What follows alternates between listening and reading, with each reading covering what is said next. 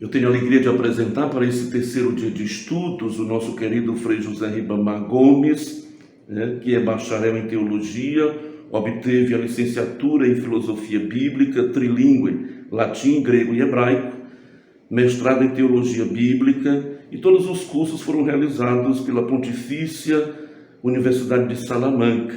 Fez filosofia e teologia aqui mesmo no Brasil.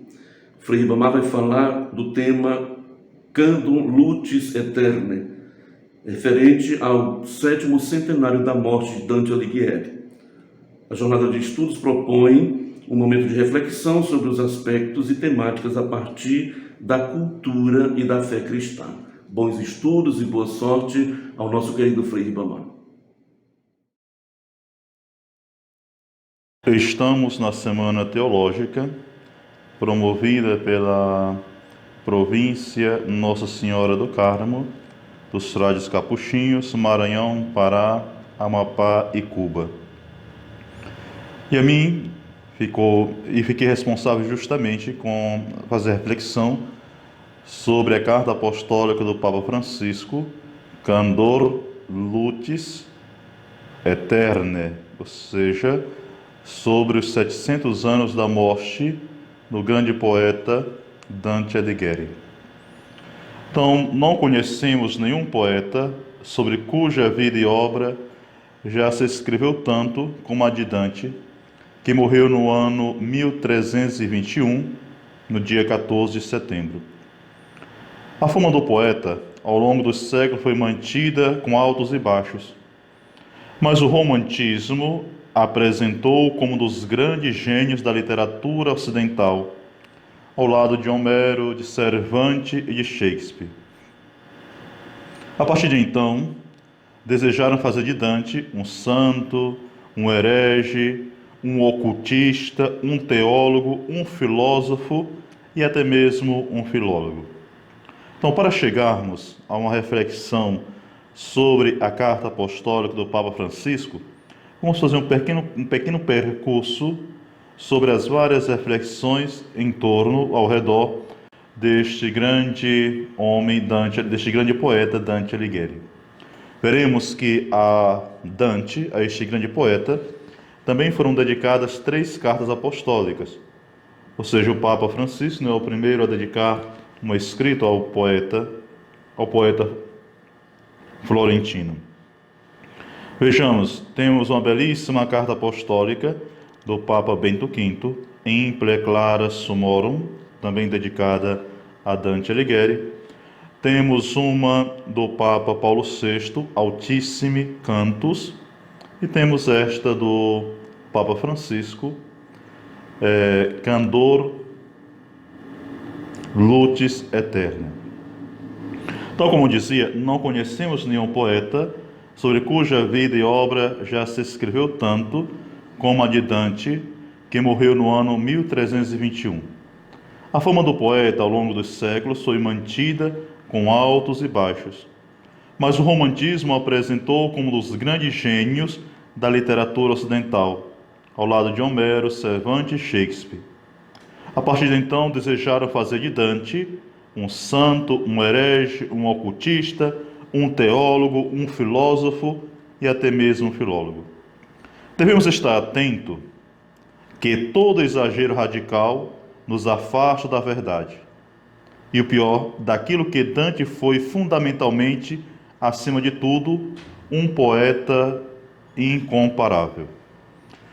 Temos que conhecer o poeta por sua vida e por sua obra. E cremos que, sobretudo por esta, através da obra, conhecemos melhor a Dante Alighieri.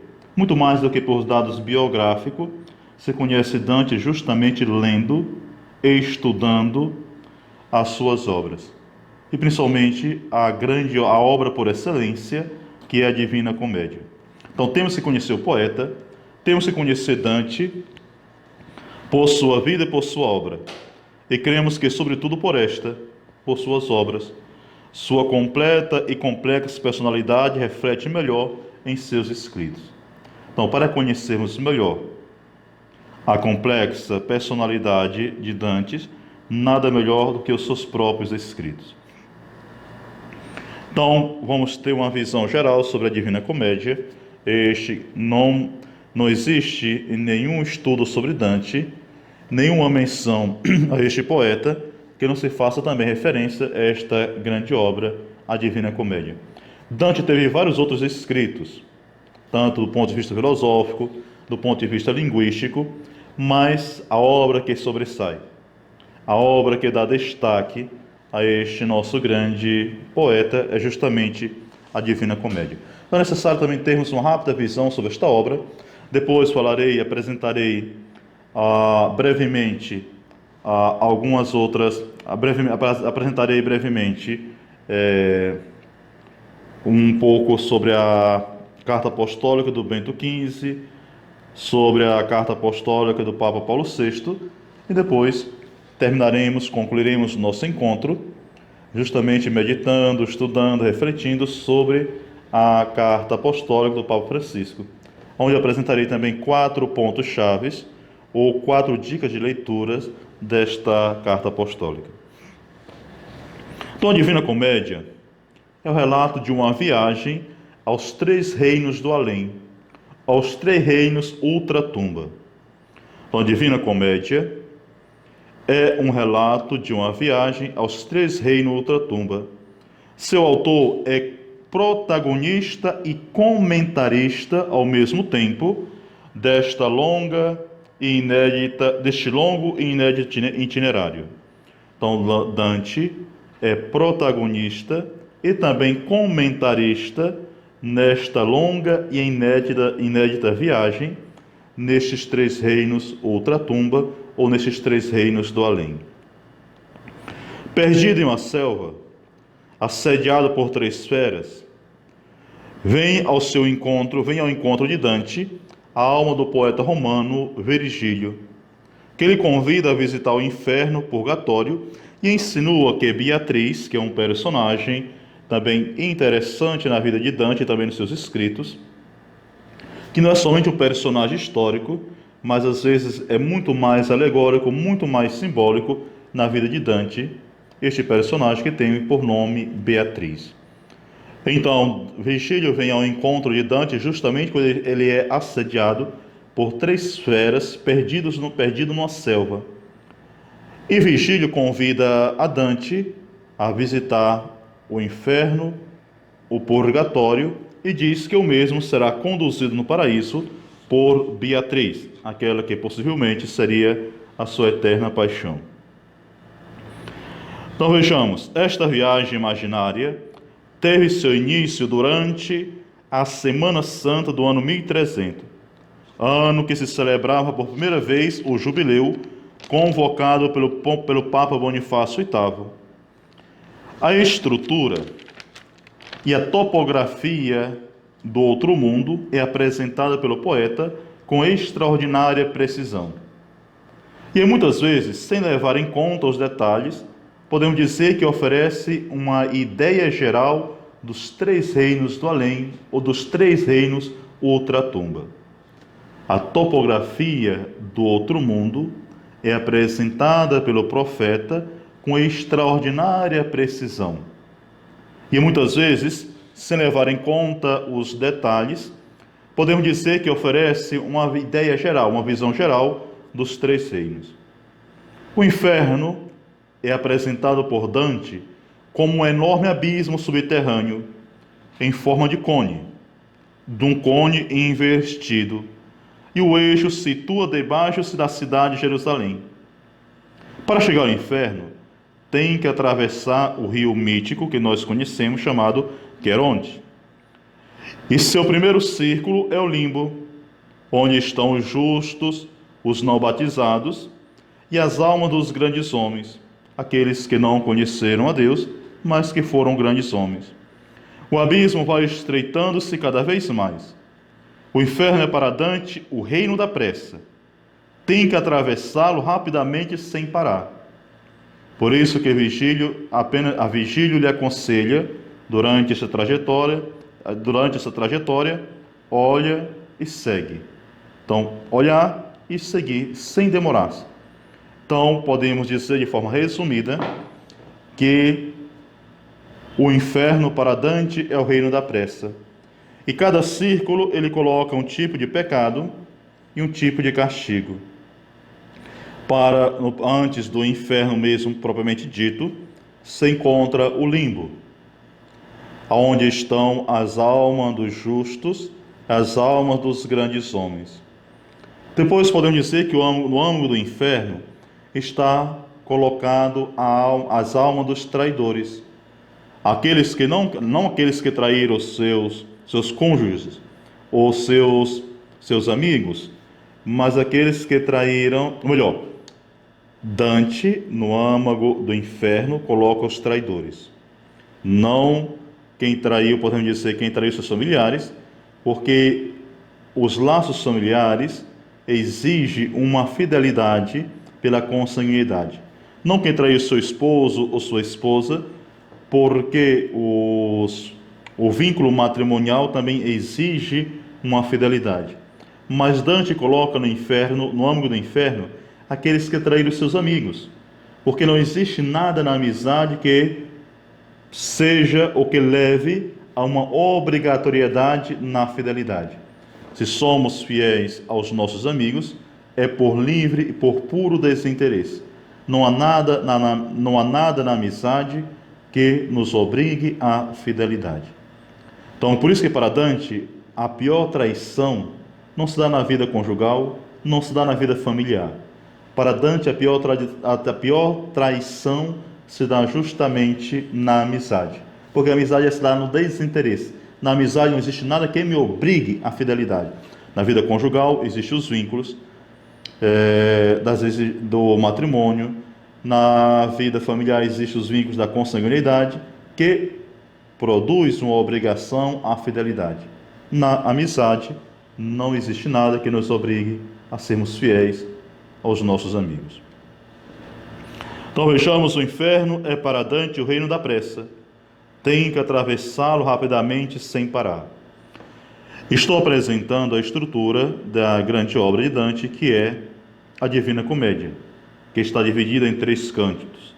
O primeiro sobre o inferno, o segundo sobre o paraíso, e o primeiro sobre o inferno, o segundo sobre o purgatório e o terceiro sobre o paraíso. O purgatório, em sua estrutura, é uma negativa do inferno. Tem uma forma de uma montanha. As almas destinadas à purificação para alcançar a contemplação de Deus chegam na montanha sagrada numa barca, movida pela inteligência de um anjo. O purgatório é o reino da música. Os penitentes ali cantam salmos. É também o reino da amizade.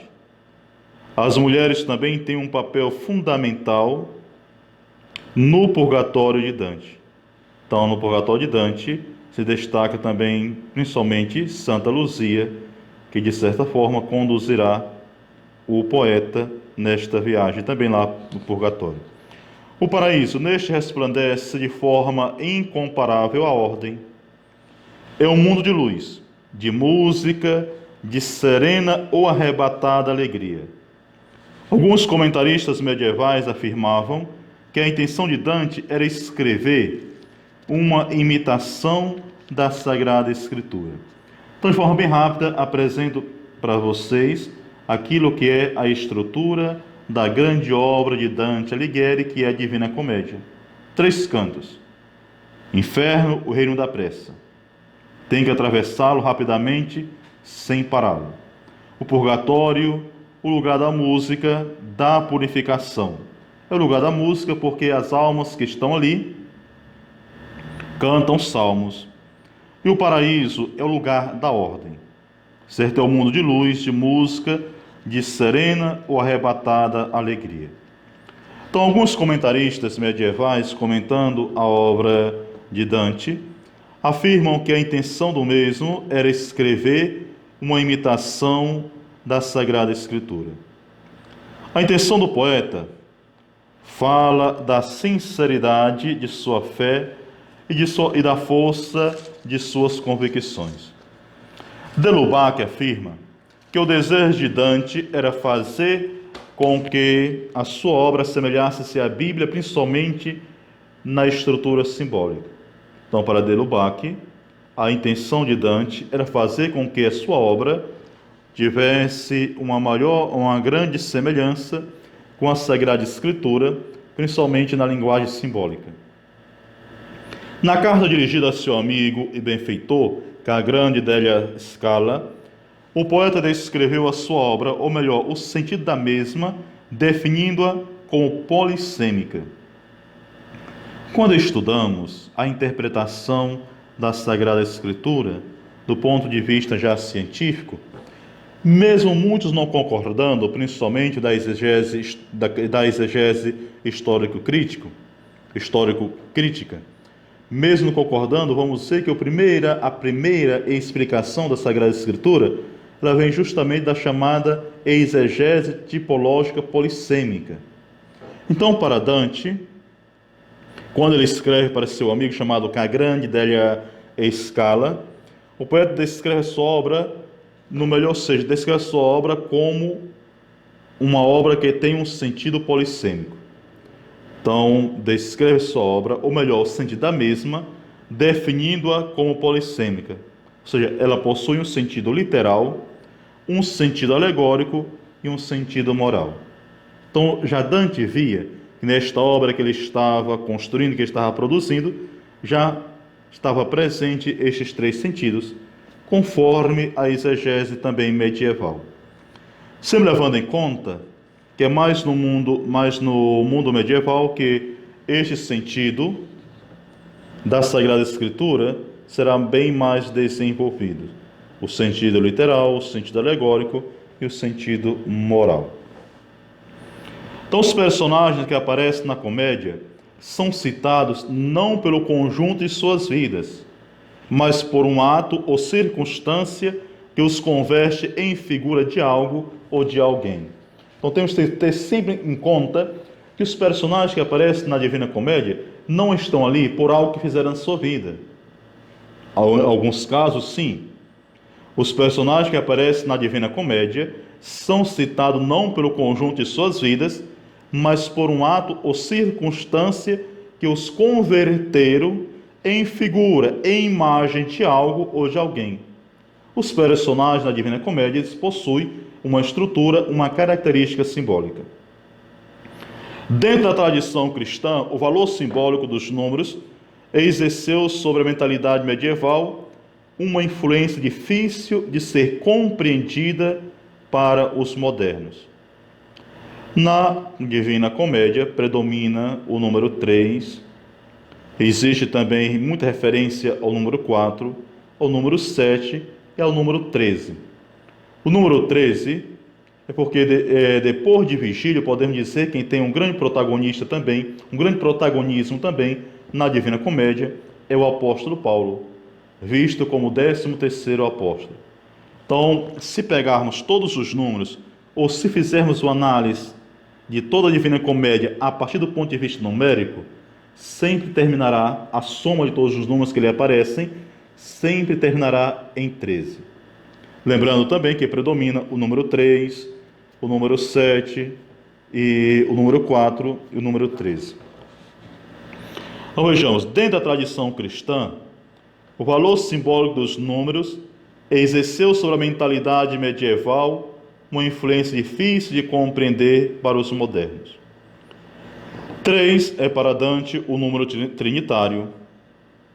Em 3 partes está dividido o poema, cada uma contendo 33 cânticos. Sabemos que estes 33 cânticos para Dante não têm nenhuma referência ou nenhuma relação com a idade de Cristo, como conhecemos pela tradição. Dante, em um de seus escritos, Cristo morreu não com 33 anos, mas com 35. Coloca 33 poemas, ou 33 cânticos em cada parte da Divina Comédia, mas em referência ao número 3, não em referência à vida histórica de Jesus. Os medievais também eram dados ao enigma, e em termos de retórica, consideravam como um ornamento de grande eficácia estética. Então percebemos que é um livro, também uma obra enigmática, porque o enigma para os medievais era um ornamento de grande eficácia estética e também retórica. Os temas da alegoria e da imagem estão intimamente entrelaçados com a caracterização dos personagens da Divina Comédia, e de forma bem estreita com os de Dante, Virgílio e Beatriz. Repito, os temas da alegoria e da imagem, ou do símbolo, estão intimamente entrelaçados com a caracterização dos personagens da Divina Comédia, e de forma bem estreita com a imagem de Dante, com as imagens de Dante, de Virgílio e Beatriz. Porque também muitos autores, muitos comentaristas, muitos estudiosos de Dante vão defender que o Dante que aparece na Divina Comédia também é um Dante simbólico, é um Dante alegórico, como é o personagem de Virgílio e de Beatriz. Então, repetindo, os temas da alegoria e da imagem estão intimamente entrelaçados com a caracterização dos personagens da Divina Comédia, de forma bem estreita com as de Dante, Virgílio e Beatriz. Muitos estudiosos consideraram Dante como um personagem alegórico do homem itinerante rumo à salvação. Então, Dante, na Divina Comédia, tem também esta definição de um personagem alegórico que representa o homem itinerante rumo à salvação.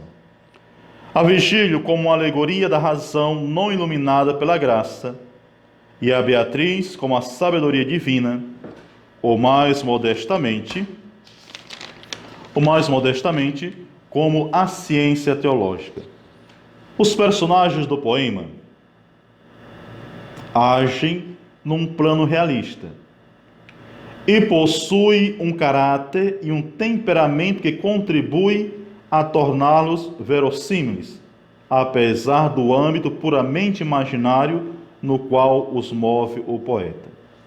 Os personagens do poema agem num plano realista e possuem um caráter e um temperamento que contribui para torná-los verossímiles, e apesar do âmbito puramente imaginário no qual os move o poeta. Virgílio também pode ser visto como o profeta que ilumina os seguidores da arte poética no caminho da sabedoria. Nós sabemos que a tradição cristã, principalmente a tradição patrística, alguns defenderam a Virgílio como o último dos profetas. E por que Dante pode ter apresentado a Virgílio como profeta na sua obra? Ou seja, a tradição patrística considerou um de seus poemas como uma profecia da encarnação de Jesus Cristo. A sua relação com Dante não é fria e puramente racional de um personagem alegórico. Então, Dante vai descrevendo o seu diálogo, a convivência com Virgílio, não a partir de algo puramente frio. Então, repito, a relação de Virgílio com Dante não é fria e puramente racional de um personagem alegórico, nem distante como de uma imagem, mas de um companheiro experimentado e disposto sempre a ajudá-lo. Em um determinado momento, no inferno, Dante sofre um desmaio e é carregado nos braços pelo próprio Virgílio. Vejamos, Beatriz também é a imagem da alma bem-aventurada que Dante deseja alcançar, que Dante deseja ser. Beatriz age como os outros bem-aventurados, aos quais Dante se dirige e que sempre resolvem suas dúvidas com caritativo amor e conhecimento que não está ao alcance dos teólogos. Beatriz é a fonte principal de suas revelações relativa ao reino dos céus e guiará Dante através do paraíso.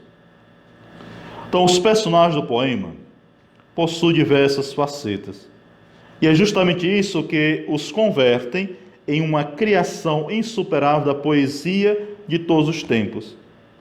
Então, os personagens do poema da Divina Comédia possuem várias facetas. E é justamente isso que os convertem em criação insuperável da poesia de todos os tempos.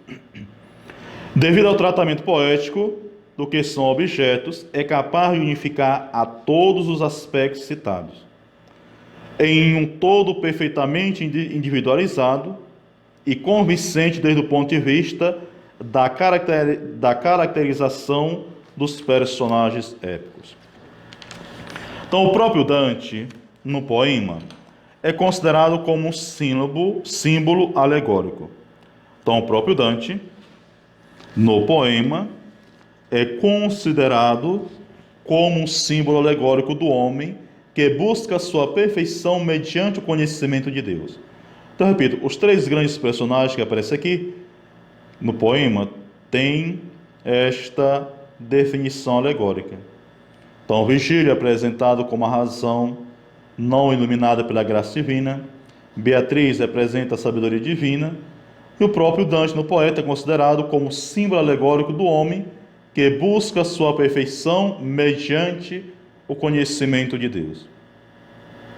Mas ele também, Dante, se apresenta como autor, o escritor que dá conselho ao leitor e recorda momentos importantes da sua vida. Então, a Divina Comédia é um poema sobre o destino temporal e eterno da humanidade. Então, depois de ter apresentado esta breve estrutura, este breve comentário sobre a Divina Comédia, podemos afirmar que a Divina Comédia é um poema sobre o destino temporal e eterno da humanidade. Mas deve sempre prevalecer o aspecto puramente poético do poema sacro. Por mais que se faça comentários, interpretação, nunca devemos esquecer o aspecto puramente poético desta obra. Repito, a Divina Comédia é um poema sobre o destino temporal e eterno da humanidade, mas deve sempre prevalecer o aspecto puramente poético do poema sacro. Interessante também destacar, antes de voltarmos a nossa atenção sobre a carta apostólica do Papa Francisco, Candor Lutis Aeternae, destaca a relação de Dante com a Igreja Católica, já que às vezes também queremos pintá-lo com cores de herege. Então, a relação de Dante com a Igreja Católica pode ser considerada de modo inquestionável, principalmente a partir das palavras do Papa Bento XV em sua carta apostólica, na sua encíclica In Preclara Sumorum. Então, Bento XV afirma que uma necessidade de unir com a fé católica os louvores tributados a tão grande nome, ante tudo, este confessou durante sua vida a religião católica de forma exemplar. Então, a relação de Dante com a Igreja Católica pode ser considerada,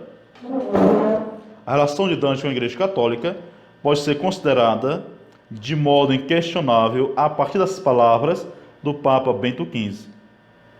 Então, o Papa Bento XV afirma que é uma necessidade de unir com a fé católica os louvores tributados a tão grande nome, tão grande poeta Dante Alighieri. Então, para o Papa, sempre é necessário, ao tecer os louvores a Dante, unir os mesmos à fé católica. E por que é necessário unir estes louvores à fé católica? Porque justamente, ante tudo, Dante confessou durante toda a sua vida a religião católica de forma exemplar. Então, Dante confessou durante toda a sua vida a religião católica de forma exemplar. Ao tratar da formação escolástica de Dante, o pontífice afirma: antes de tudo, sábio na sabedoria cristã. Tomou da religião católica, esse assunto imenso e sublime, e alcançou grande parte desta fortaleza por inspiração da fé divina, e que realizou de modo que distinga a sua máxima com o grande esplendor da verdade revelada. Sua máxima obra com o grande esplendor da verdade revelada, não menos com os esplendores da arte. Então, repito, ao tratar da formação escolástica de Dante, o pontífice afirma que, antes de tudo, sábio na sabedoria cristã. Então, Dante possui essa grandeza como poeta, mas para o pontífice, antes de tudo, ele é sábio na sabedoria cristã. Tomou da religião esse assunto imenso e sublime. Então, podemos dizer que o assunto, o tema da Divina Comédia, Dante toma justamente da religião. Então, tomou da religião esse assunto imenso e sublime e alcançou grande parte desta fortaleza da composição desta obra por inspiração da fé divina, e que realizou de modo que distinga a sua máxima obra com o grande esplendor da verdade revelada. Então, ele alcançou justamente esta grandeza, porque também podemos comparar esta obra de Dante com a grande verdade revelada, não menos com os esplendores da arte. Desta maneira se converte em modelo para o conhecimento da arte e para a prática da virtude.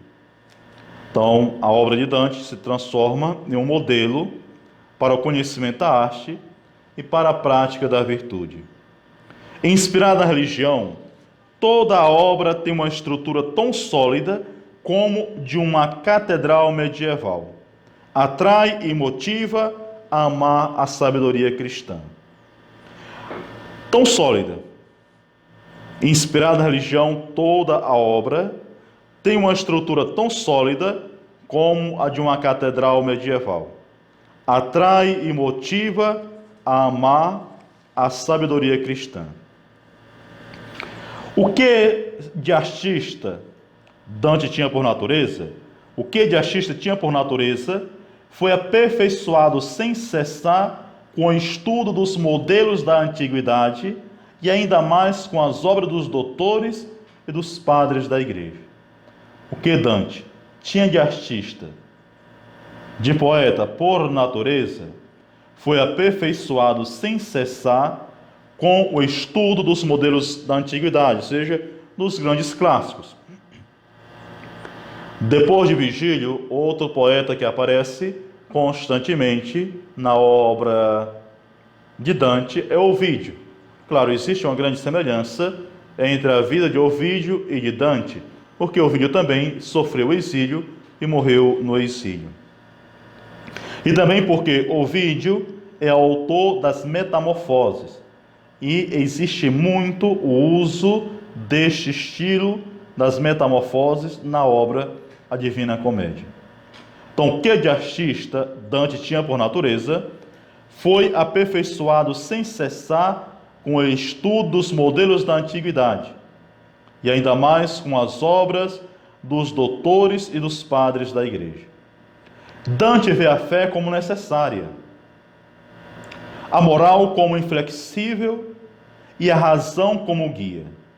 Dante vê a fé como necessária, a moral como inflexível e a razão como guia.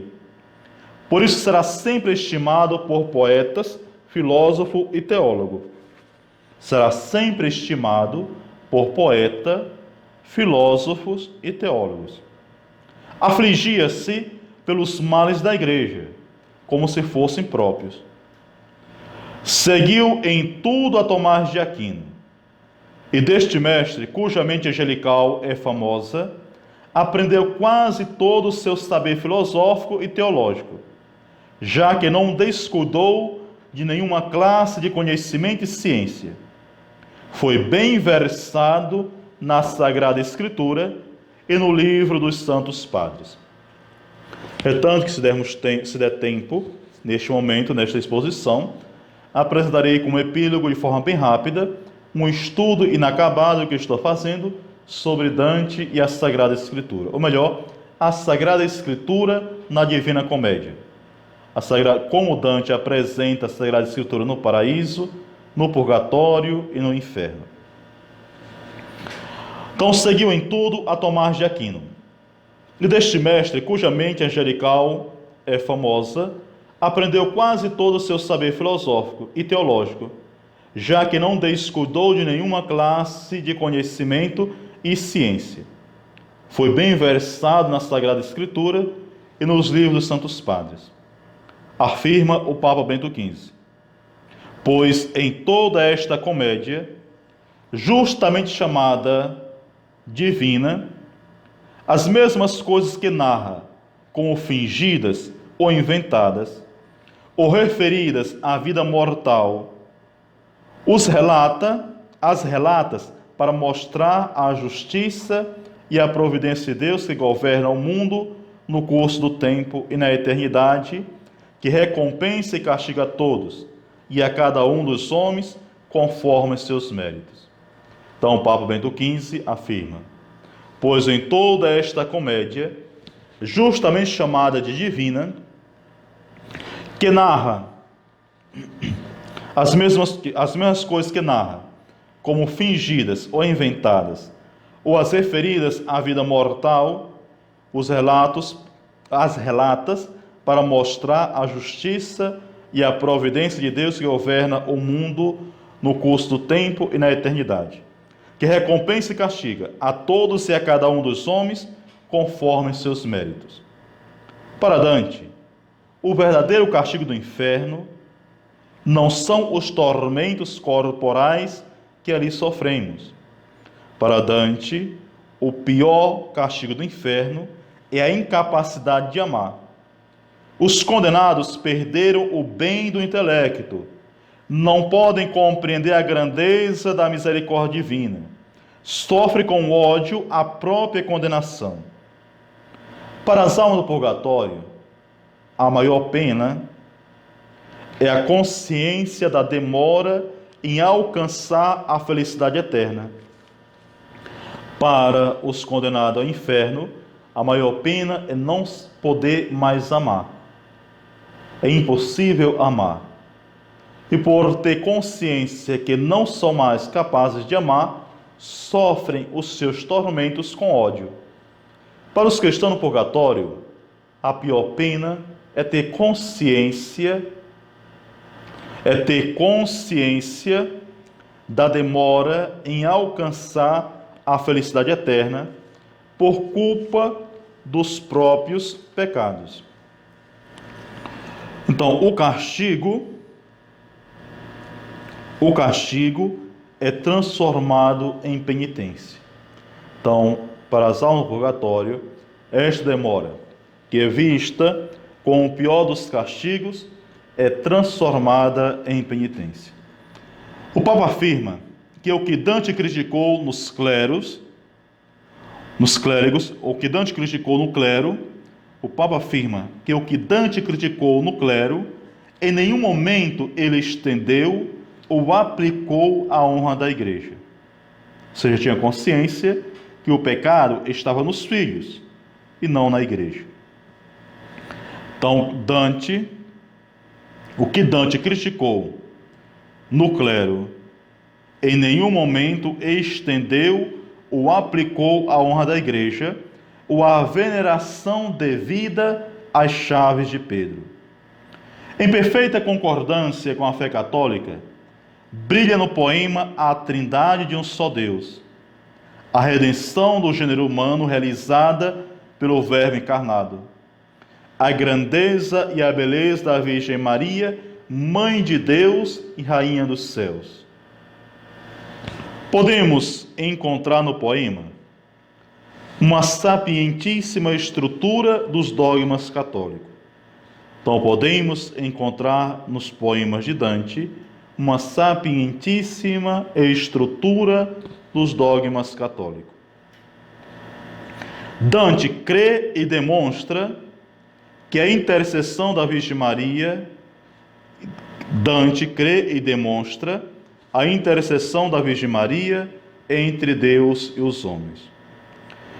Conforme o Papa Bento XV, o mais nobre louvor que se possa fazer a este poeta é chamá-lo de poeta cristão. Então, para Bento XV, o mais nobre louvor que podemos tecer a Dante Alighieri é chamá-lo de poeta cristão, já que cantou com versos quase divinos as instituições cristãs, cujo conteúdo e forma aprofundou e tão admiravelmente sentiu e viveu. Assim, pois, quem negar isso, nega a essência da sua poesia. Então, para Bento XV, o mais nobre louvor que se possa fazer a Dante Alighieri é chamá-lo de poeta cristão, já que cantou com versos quase divinos as instituições cristãs, cujo conteúdo e forma aprofundou e tão admiravelmente sentiu e viveu. Assim, pois, quem nega isso, que Dante seja cristão, nega a essência de sua poesia. O propósito de Dante era compor o poema. O propósito de Dante, ao compor o poema, ao construir esta sua grande obra Divina Comédia, o propósito de Dante não foi outro do que o de elevar os seres viventes acima do estado de miséria, ou seja, do pecado, e levá-los ao estado de felicidade, que é o da graça divina. Então vejamos que o propósito de Dante, ao compor o poema, não foi outro do que o de elevar os seres viventes acima do estado de miséria, ou seja, do pecado, e de levá-los ao estado de felicidade, que é o da graça divina. Vejamos o que nos diz o Papa Paulo VI, na sua carta apostólica Altissimi Cantos.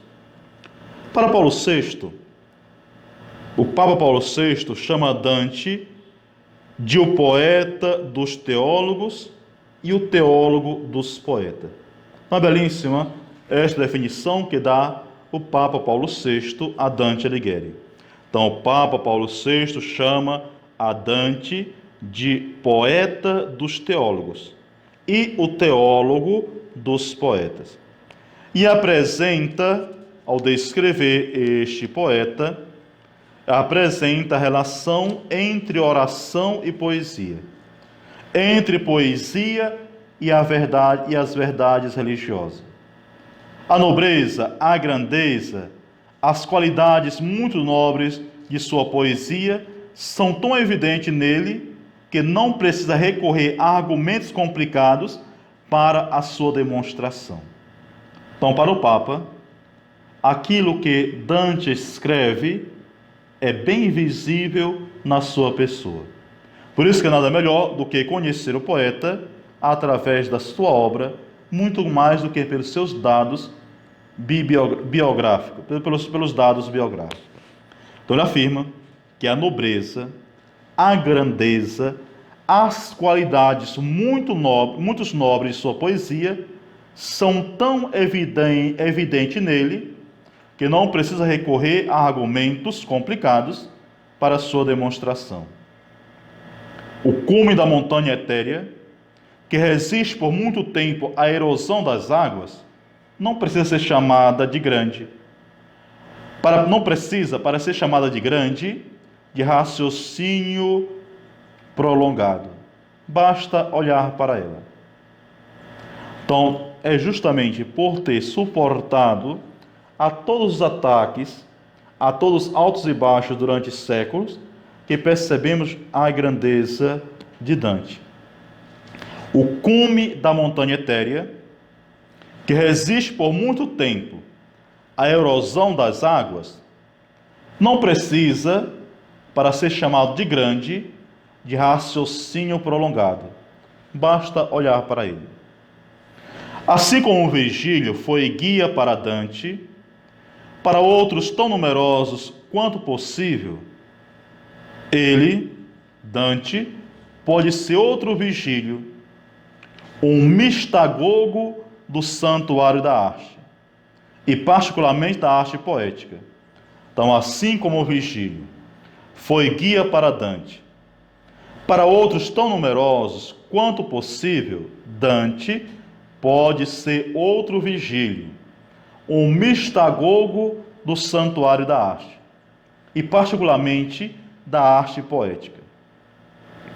Isso é tão desejável em nossos tempos, quando o retrocesso do espírito muitas vezes é acompanhado pelo progresso econômico e a arte empobrece, reduzindo-se muitas vezes a pequenos ensaios ao subjetivismo maniqueísta, desdenhoso da natureza humana. Com seus próprios toques, com sua própria criatividade, o poeta canta as coisas mais complexas e elevadas da vida, os mistérios de Deus e os pensamentos mais elevados do homem.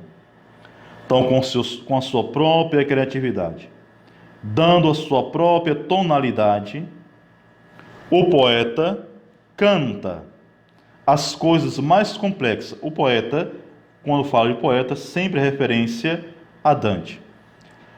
O poeta canta as coisas mais complexas e elevadas da vida, os mistérios de Deus e os pensamentos mais elevados do homem.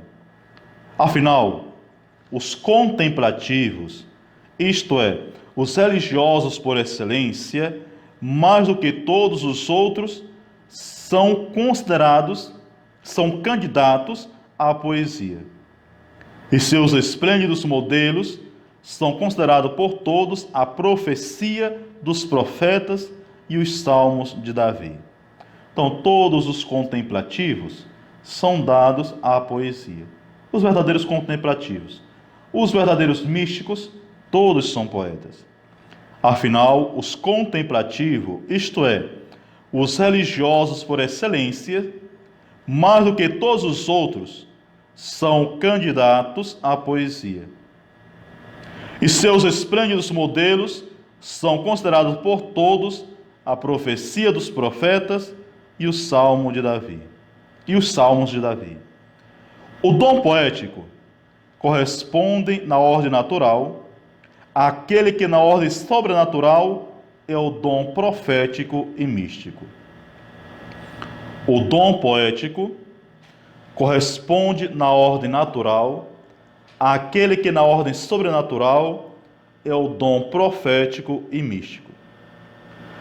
Podemos, nos dias atuais, integrar e iluminar a nossa cultura com o encontro de um espírito tão elevado,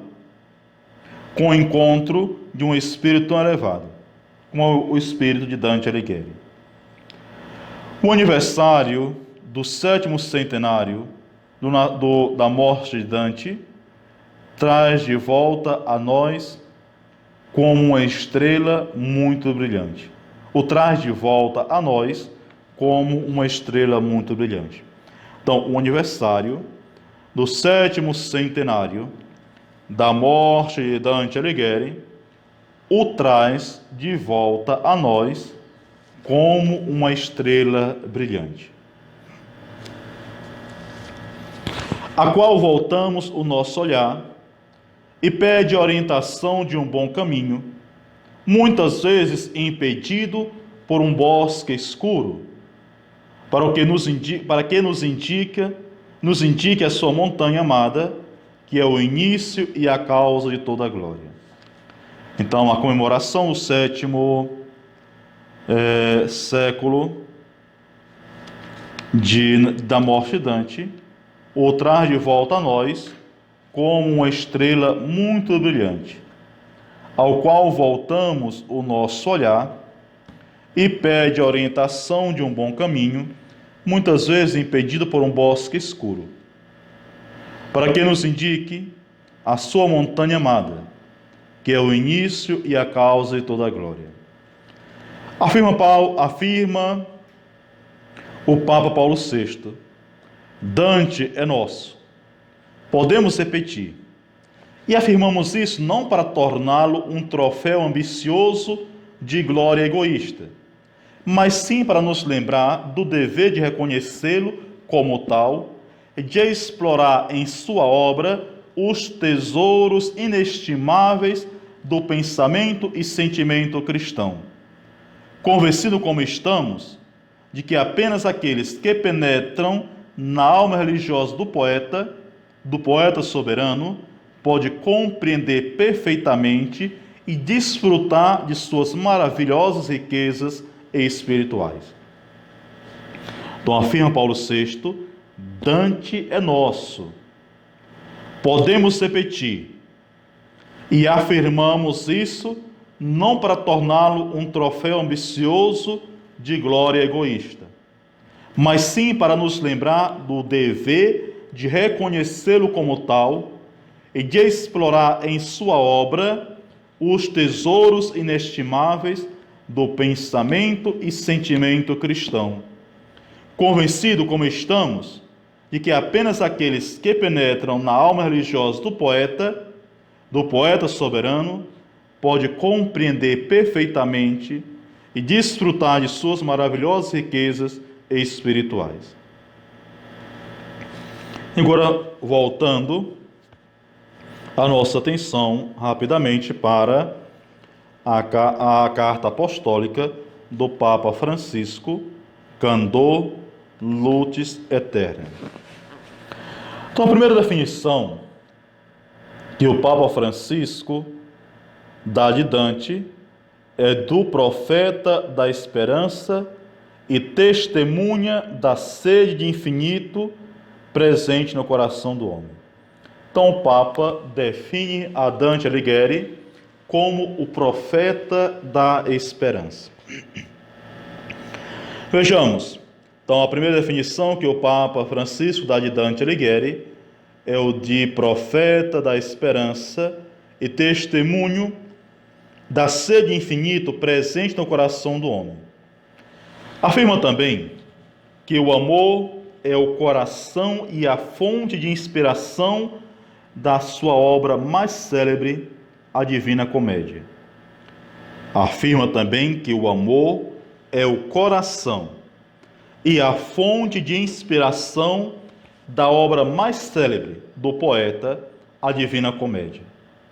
Com a beleza da poesia, Dante soube exprimir a profundidade do mistério de Deus e do amor. Com a beleza da poesia, Dante soube exprimir a profundidade do mistério de Deus e do amor. O Papa também destaca alguns dados biográficos do poeta, que nasceu na cidade de Florença no ano 1265, foi casado, teve 4 filhos, exilado de sua pátria, definia a si mesmo como o florentino imerecido no exílio. Então, por muito tempo, sofreu no exílio o grande desejo de retornar à sua pátria. Teve um breve retorno, mas novamente perseguido, condenado à morte, então teve que retirar-se de forma definitiva. Então, a última etapa do seu exílio foi em Ravenna. Faleceu no dia 14 de setembro do ano 1321, aos 56 anos de idade. Conforme o pontífice, encontramos 2 temas fundamentais em toda a obra de Dante. Então, em toda a obra de Dante, tem 2 temas fundamentais que definem, que dá estrutura à mesma. O ponto de partida de todo itinerário existencial, o desejo presente no ser humano, e o ponto de chegada, a felicidade pela visão do amor que é Deus. Então, para o Papa, estes são os 2 pontos fundamentais na obra de Dante. O ponto de partida, que é o desejo, e o ponto de chegada, que é a felicidade, como visão de Deus, que é amor. Então, para o pontífice, encontramos dois temas fundamentais de toda a obra de Dante. O ponto de partida de todo o itinerário existencial, o desejo presente no ser humano, e o ponto de chegada, a felicidade dada pela visão do amor que é Deus. Dante é exilado, peregrino, frágil, mas agora forte pela profunda e íntima experiência que o transformou, renascido graças à visão que das profundezas do inferno, da mais degradada condição humana, o elevou à própria visão de Deus. Ascende, mensageiro de uma nova existência, profeta de uma nova humanidade que anseia pela paz e a felicidade. Então, Dante é exilado, peregrino, frágil, mas agora forte pela profunda e íntima experiência que o transformou. Renascido graças à visão que das profundezas do inferno, da mais degradada condição humana, o elevou à própria visão de Deus. Ascende como mensageiro divino de uma nova existência, o profeta de uma nova humanidade que anseia pela paz e pela felicidade. É capaz de ler o coração humano em profundidade. Então, quando lemos a Divina Comédia, podemos ver que Dante é capaz de ler o coração humano em profundidade. Então, é capaz de ler o coração humano em profundidade.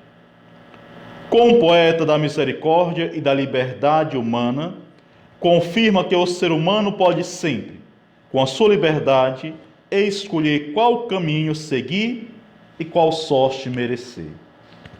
Dante, como poeta da misericórdia e da liberdade humana, confirma que o ser humano pode sempre, com a sua liberdade, escolher qual caminho seguir e qual sorte merecer. Três mulheres intercedem por Dante, irão guiá-lo no seu itinerário. Então, podemos destacar também o protagonismo de três mulheres na Divina Comédia, que é a Virgem Maria, que é Santa Luzia e Beatriz. Então, três mulheres intercedem por Dante e irão guiá-lo no seu itinerário. A santidade e a sabedoria de São Francisco de Assis também fascinam o poeta, pois, olhando do céu a nossa terra, vislumbra a mesquinhez de quem confia nos bens terrenos. Então, justamente o que desperta em Dante fascínio em São Francisco de Assis é justamente que o apego aos bens materiais só causa mesquinhez e egoísmo no ser humano. Então, a santidade e a sabedoria de Francisco de Assis fascinam o poeta, pois, olhando do céu a nossa terra, vislumbra a mesquinhez de quem confia nos bens terrenos. O humanismo de Dante ainda é válido e atual, e pode certamente constituir um ponto de referência para aquilo que queremos construir no nosso tempo. Então, vejamos. Apresento para vocês alguns pontos, podemos dizer, algumas chaves de leitura para a carta apostólica do Papa Francisco. 4 pontos: o mistério de Deus, o coração humano, a língua do povo e o testemunho do desejo e da felicidade. São 4 pontos que são úteis não somente para ler a carta apostólica do Papa Francisco, mas também para meditar para interpretar, numa perspectiva cristã, a obra máxima de Dante, que é a Divina Comédia. O primeiro ponto, o mistério de Deus. Dante, muito melhor do que tantos outros, sobre expressar com a beleza da poesia a profundidade do mistério de Deus e do amor. Então, o mistério de Deus, Dante, muito melhor que tantos outros, soube expressar com a beleza da poesia a profundidade do mistério de Deus e do amor. O coração humano. O poeta sabe ler o coração humano. No seu itinerário, sabe parar. Ou soube parar. Tanto no inferno como no purgatório, ele sempre parava também no paraíso, para conversar com as almas que encontrava. Então o poeta sabe ler o coração humano. No seu itinerário, soube parar e escutar as almas que encontrava. Dialogava com as mesmas, e ao interrogava-as. Este dialogar e este interrogar as almas era uma forma de identificar-se com elas para participar dos seus tormentos ou de sua felicidade eterna. Então, justamente aqui que podemos afirmar que Dante sabe ler o coração humano, porque no seu itinerário sabia parar, dialogar com as almas, interrogava, e este dialogar e este interrogar era justamente para identificar-se com as mesmas e participar dos seus tormentos ou de sua felicidade eterna. O terceiro ponto-chave da leitura da carta apostólica do Papa é a língua do povo. Dante relata tudo usando a linguagem popular que todos podiam compreender. Tem uma mensagem importante para transmitir. Uma palavra que quer tocar no nosso coração. Uma mensagem que pode e deve fazer-nos plenamente consciente do que somos, do que vivemos, dia após dia, no nosso interior, em contínuo caminho para a felicidade. E o quarto ponto, testemunha do desejo e da felicidade. Neste particular momento histórico,